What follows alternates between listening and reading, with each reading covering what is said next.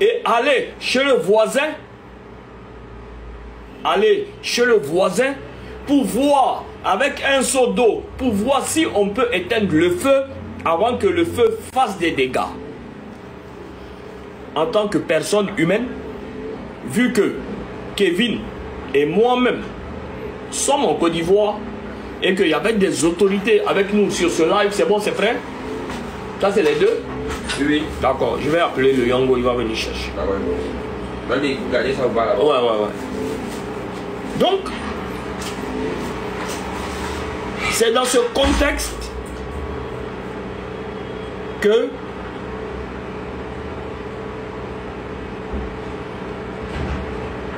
sur un cas on va dire sur une impulsion d'être humain, nous avons dit que il faut qu'on se lève rapidement pour aller les sécuriser. Kevin était à Benjerville et moi j'étais dans la zone de Cocody. Mais en temps, les avocats suivaient ce qui se passait. C'est comme ça que lorsqu'on est monté dans nos voitures et on a trouvé que c'était pas nécessaire qu'on appelle les autorités, parce que les autorités étaient avec nous aussi sur le live, donc ils ont vu et ils avaient commencé à se déplacer. C'est dans ce contexte que je reçois un appel des avocats pour dire non, nous sommes là, on sait ce qui est en train de se passer, donc retournez-vous. Nous avons appelé qui de droit pour pouvoir aller, et Kevin était en train de manger avec une personne du corps avec qui ils sont partis. Dès lors, ces deux jeunes ont été mis en sécurité et le lien entre les avocats et nous-mêmes a été fait par moi pour mettre Kevin en contact direct pour que les choses soient faites de la meilleure des manières. Dès lors, le lendemain matin,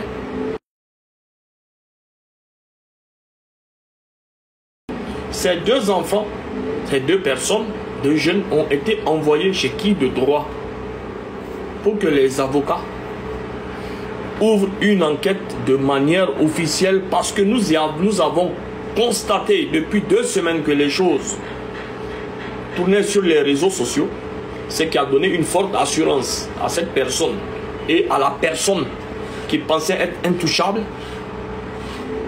que la même question revenait: est-ce qu'il y a une plainte qui a été déposée? La réponse toujours était non, ou on ne sait pas. C'est dans ce contexte que les avocats nous ont appelés, et ce n'est pas des petits avocats, ce sont des avocats aussi, nous tous. On se met ensemble pour pouvoir payer leur honoraire. On ne peut pas le faire. C'est de manière bénévole que ces avocats ont décidé de prendre ce dossier eux-mêmes pour pouvoir faire les choses. Lorsque ces enfants, ces deux jeunes sont arrivés chez les avocats, ils ont relaté les faits. D'autres petits jeunes qui étaient déjà sur les réseaux sociaux, dont on avait vu leur image et leur vidéo, ont pris aussi le courage de venir chez l'avocat, chez les avocats, pour faire leur déposition. Et en fonction de leur déposition, les avocats ont pris le relais sur ce qui devait être fait. Et les chefs d'accusation qui devaient être menés à travers les avocats sur, vu qu'on avait vu dans les vidéos la consommation des produits illicites, mineurs, beaucoup de chefs d'accusation dont moi je ne connais pas parce que je n'ai pas fait de droit, c'est les avocats qui ont fait ce qu'il fallait faire. En aucun cas, quelqu'un a interféré ou quelqu'un a stressé un jeune ou quelqu'un a dit à un jeune: si tu ne parles pas, tu vas voir. En aucun cas. Tous ces jeunes ont été consentants et tous les mineurs ont été consentants pour venir La chance que nous avons eue, c'est qu'il y a des mineurs qui ne étaient même pas sur les réseaux sociaux, qui sont venus de leur plein gré faire leur déposition. Non, non. Donc, lorsque les avocats ont étudié tout ce qu'il faut, et ils ont vu toutes les charges qui sont là avec la certification de certaines choses, ils se sont levés et ils sont allés déposer chez qui de droit. Et lorsqu'ils sont allés, les enfants aussi sont allés expliquer chez qui de droit. D'où le soit transmis que nous avons entendu parler sur les réseaux sociaux. Allô? Oui. Bonsoir. Oui. Dans ce contexte que lorsque le procureur a vu les charges, et le procureur, il n'est ni avec nous, ni avec lui, il est pour la loi, pour ce que la loi dit. Lorsque le procureur a vu tout ce qui devait être vu, lorsque le procureur a vu les charges, c'est comme ça que le soit transmis est sorti. Et quand on parle de mineurs, c'est pour ça que ça va à la brigade des mineurs. Donc je dois remercier le procureur pour sa promptitude. Je dois remercier aussi la brigade des mineurs pour le travail qu'ils sont en train d'accomplir. C'est comme ça que il y a ce que on voit sur les réseaux. Non, mais pourquoi ils n'ont pas fait? Pourquoi on a tendance à trop venir toujours accuser l'État, les politiciens, non, les commissariats, la police, la gendarmerie, c'est-à-dire que alors qu'à la base, il n'y a pas de plainte qui a été faite. Lorsque tout a été clair et net, avec les images, avec les faits, avec les discussions, les avocats ont dit, on dit quoi? Tu vas bien? Ouais. Les avocats ont dit, on a tout ce qu'il faut maintenant et on peut lancer la procédure de manière professionnelle et de manière tranquille et sans enfreindre aucune démarche, parce que nous n'avons pas des bras longs, nous sommes des petits, on n'a pas bras longs. Notre bras long là, c'est Dieu et puis la loi, parce que tous nous sommes des citoyens et nous tous on est derrière la loi et nous faisons confiance à notre loi et à nos autorités. Je donnerai plus tard les noms de ces avocats qui ont laissé plus de 3 jours tout leur travail, tout leur dossier. Il y a d'autres même qui devaient voyager. Ils ont annulé leur voyage pour se donner corps et âme pour la cause des enfants. Et il y a même un avocat, quand je lui ai dit, mais maître, voyager, c'est pas grave.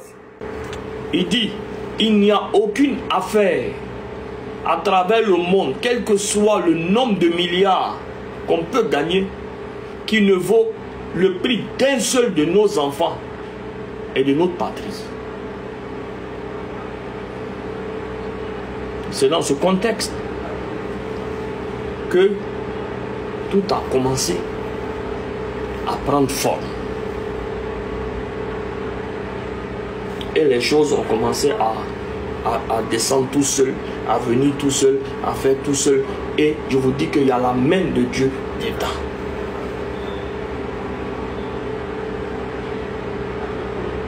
Il y a la main de Dieu dedans. Et que même si c'est solide, mais c'est quelle question à la con que tu poses? Est-ce qu'il y a eu plainte? Est-ce qu'on peut aller envoyer convocation à quelqu'un et puis il n'y a pas eu de plainte? Jean, tu penses que nous, on imprime convocation. C'est dans ce même contexte, je te rappelle,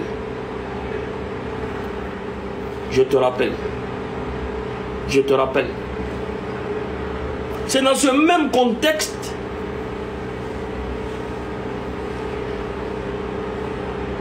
que après, ils sont allés prendre aussi le jeune Kéké qui est là-bas aussi. Nous sommes dans un pays de droit. Et retenez ce que je vais vous dire. Il n'y a aucun homme politique, parce que les hommes politiques sont d'abord pères de famille avant d'être politiques. Il n'y a aucun homme politique, quelle que soit ton amitié avec lui, de nos jours, qui peut cautionner des choses qui vont à l'encontre de notre jeunesse. Aucun homme politique. Et ils savent faire la différence. Oui, papa. Oui. D'accord.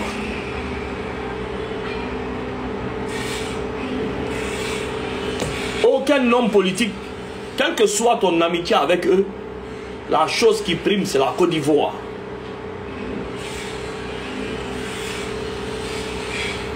J'ai vu le communiqué du porte-parole, je pense, du gouvernement, quand on lui a posé la question. Et ça a été très clair. Ça accompagne ce que je suis en train de te dire. Allô? Oui. D'accord, il n'y a pas de souci, papa. Tu es où, toi? Et ta maman est où? Ok. Dis-lui, j'ai donné le ok hier.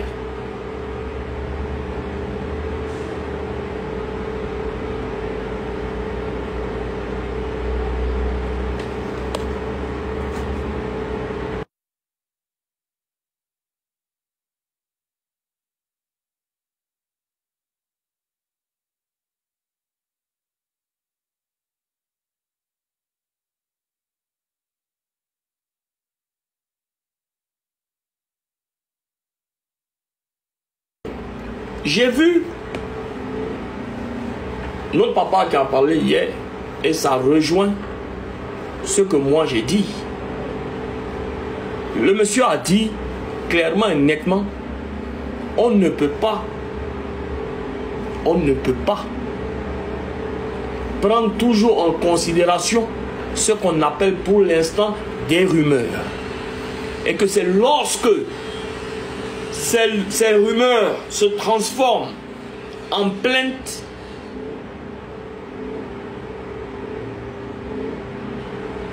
que l'État fait son travail.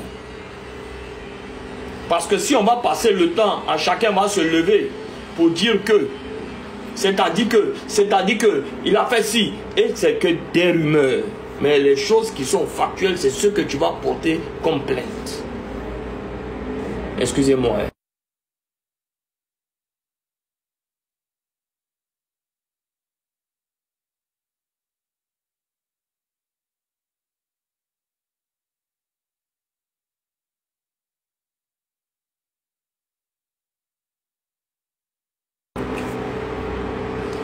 Et donc ça, c'est la normale. C'est un pays comme la Côte d'Ivoire qui préserve aussi ses citoyens. C'est un pays qui est un pays de droit. Donc, lorsque les rumeurs se transforment en plainte et que les institutions reçoivent la plainte, les institutions réagissent.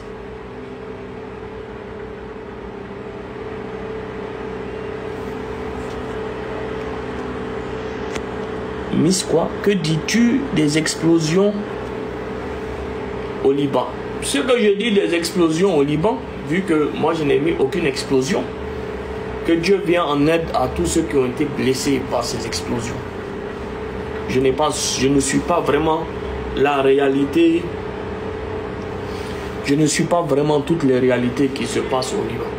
Ce qui m'intéresse, moi, c'est la réalité qui se passe chez nous ici.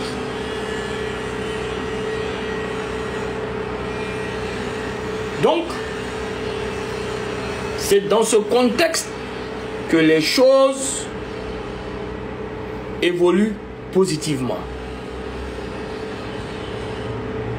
Ce qu'il faut retenir aujourd'hui, il ne faut pas écouter les histoires de « Ah, il est parti au Maroc, ah, il est parti ici, ah, il est sorti, ah, il est fait... » Il n'est allé nulle part.